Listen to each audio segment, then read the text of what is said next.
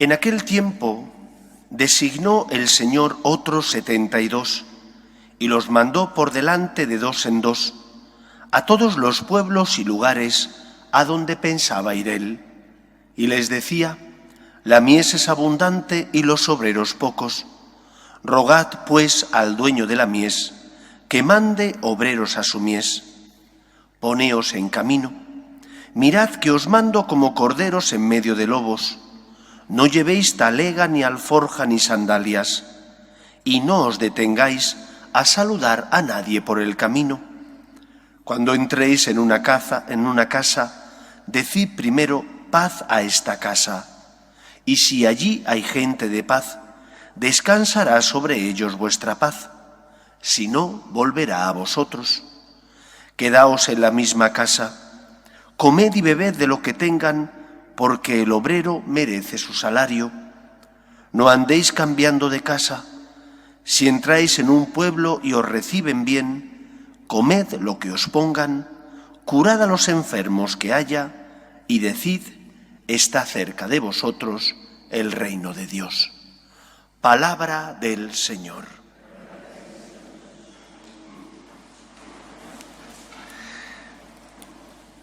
Hace al menos 30 o 40 años era muy habitual y común pensar por parte de los laicos que la santidad era algo a lo que únicamente estaban llamados los curas y las monjas.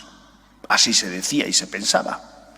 Santo es aquel, o debe ser aquel, que es cura o monja, religioso o sacerdote.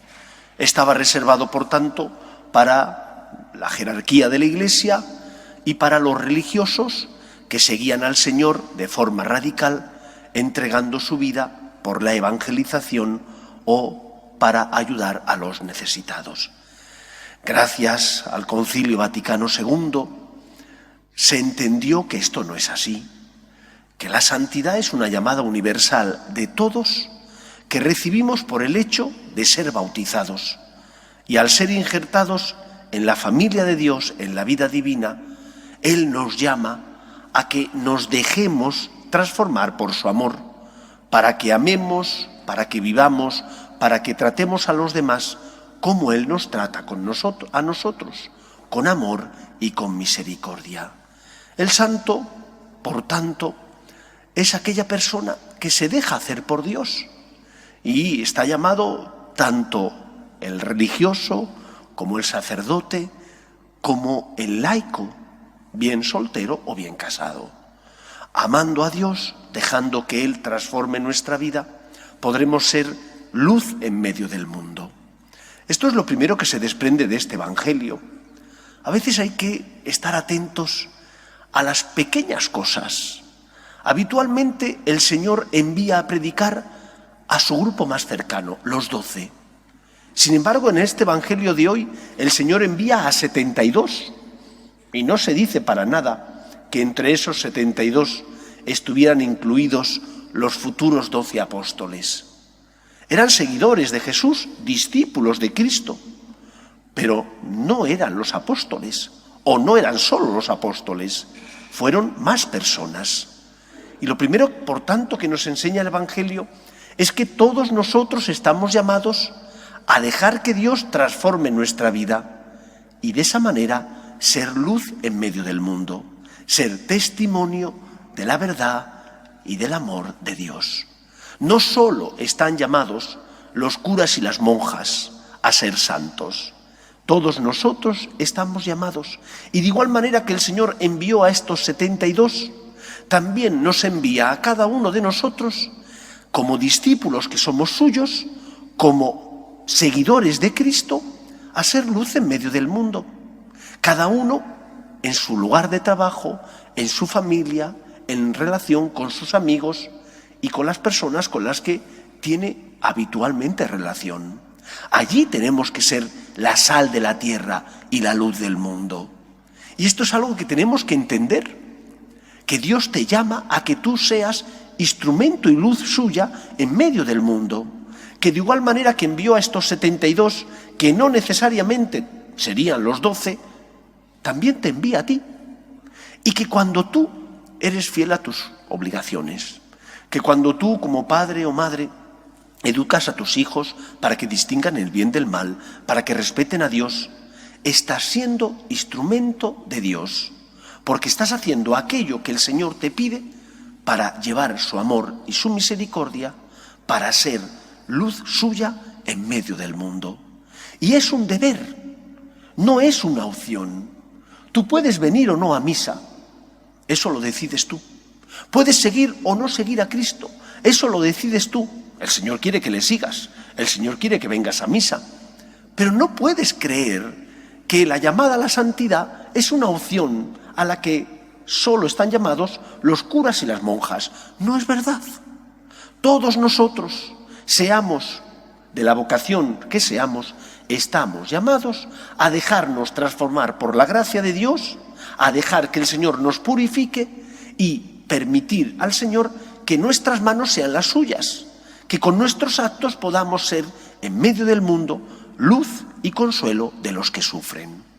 Y esto es lo que tenemos que entender los cristianos. Si eres un buen médico, si eres un buen abogado, si eres un buen esposo o una buena esposa, si eres un buen hijo, estás amando a Dios y puedes, gracias a que estás amando a Dios, ser luz en medio del mundo. Estás siendo testimonio de Dios, enviado de Dios en medio del mundo. Estás llamado a la santidad. Para ti, como hijo de Dios, hacer lo que el Señor te pide y ser instrumento suyo no es una opción, es un deber. Porque soy cristiano, porque he sido bautizado y soy discípulo de Cristo, Él me envía a llevar su amor al mundo, a ser instrumento suyo en medio del mundo. Primera enseñanza e importante enseñanza. Estás llamado a la santidad. ¿Qué es la santidad? ¿El santo es aquel que lo hace todo perfectamente y no se equivoca? No. Todos los santos se han equivocado. Todos los santos han cometido errores. Todos los santos han tropezado, como tú y como yo, contra las piedras del camino. La diferencia entre el santo y el que no es santo es que el santo se abandona en Dios, pone su vida en manos del Señor, pide perdón y con la ayuda de la gracia de Dios se levanta y vuelve a empezar. El santo es humilde, confía en el Señor y vuelve a empezar. Cuando el Señor envía a estos 72, ¿cómo les envía? Dice el Evangelio: no llevéis ni talega, ni alforja, ni sandalias. Les envía sin seguridades humanas. Les envía diciéndoles: fiaos de mí, que yo soy el que moverá vuestro corazón, que yo soy el que pondré en vuestros labios las palabras adecuadas, que yo soy el que me serviré de vosotros para que seáis testigos míos en medio del mundo. El santo no se hace, no es tu esfuerzo, tus sacrificios, tus entregas los que logran la santidad. El santo más bien se deja hacer por Dios. Es humilde y da gracias cuando ha tenido éxito porque el Señor ha movido su corazón y con su fuerza le ha ayudado a hacer su voluntad, y si ha caído pide perdón y vuelve a empezar. El santo no se hace a sí mismo, el santo se deja hacer por Dios. Por eso Cristo envía a estos 72 sin seguridades más que la de la confianza en Él. Yo seré el que os sostenga. El santo es aquel que cree en Dios, se fía de Dios, se deja sostener por el Señor. Y cuando cae pide perdón. Y cuando ha tenido éxito da gracias, porque sabe que no ha sido él, sino que ha sido Dios por medio suyo el que ha llevado a cabo esa obra buena que ha realizado.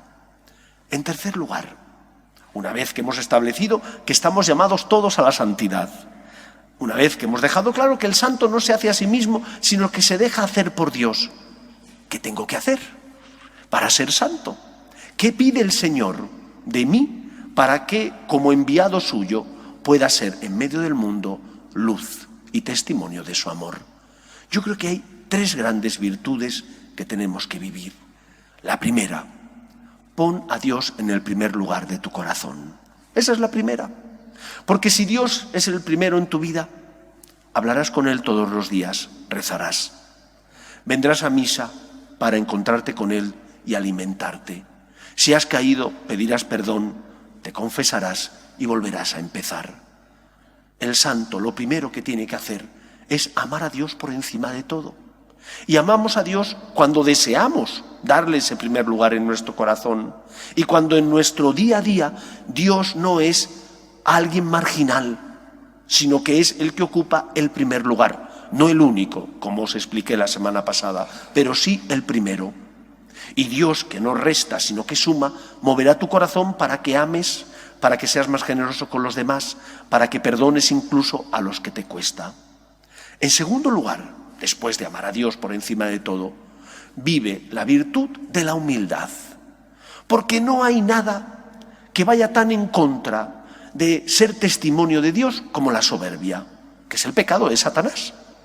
Y la soberbia nace en tu corazón, o puede nacer en nosotros, cuando hemos visto que hemos hecho el bien y entonces corremos el riesgo de decir, qué bueno soy, cuánto valgo, cuántos dones tengo y cuánto me tienen que querer y valorar los demás.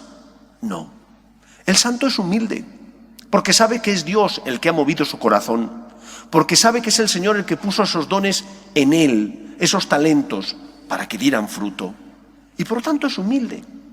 Santa Teresa de Jesús decía que la humildad es caminar en la verdad de reconocer nuestros talentos, que los tenemos, y si no lo dices, estás haciendo una injusticia a Dios que te los concedió.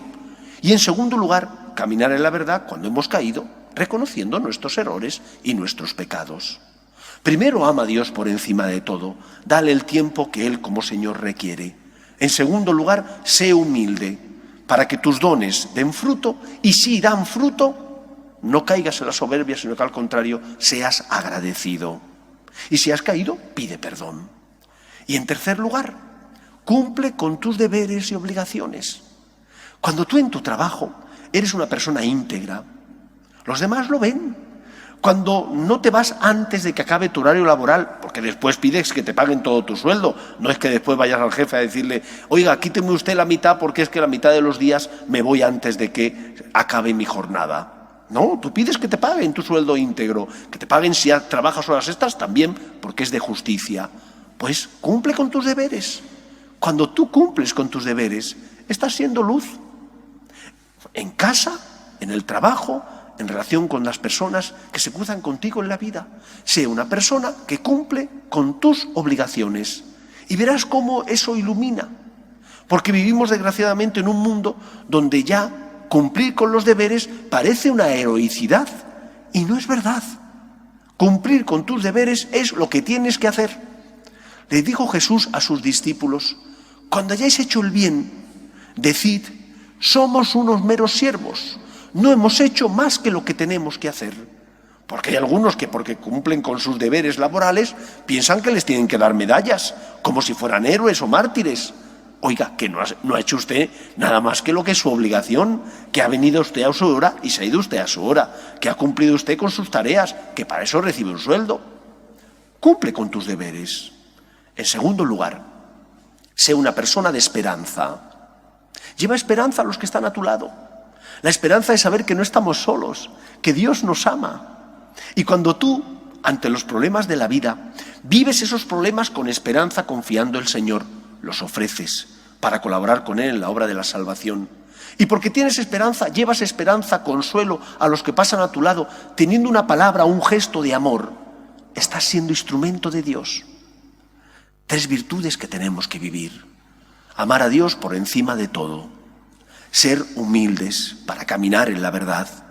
Y en tercer lugar, cumplir con nuestros deberes y nuestras obligaciones y llevar esperanza a los que sufren, a los que tienen problemas y no tienen fe, pero necesitan el consuelo y el amor de Dios. Y de esa manera seremos luz en medio del mundo.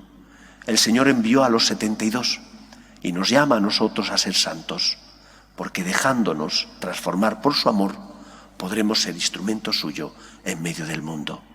La santidad no es una opción para el cristiano. La santidad debe ser una vocación, un deseo. Debemos pedírsela al Señor.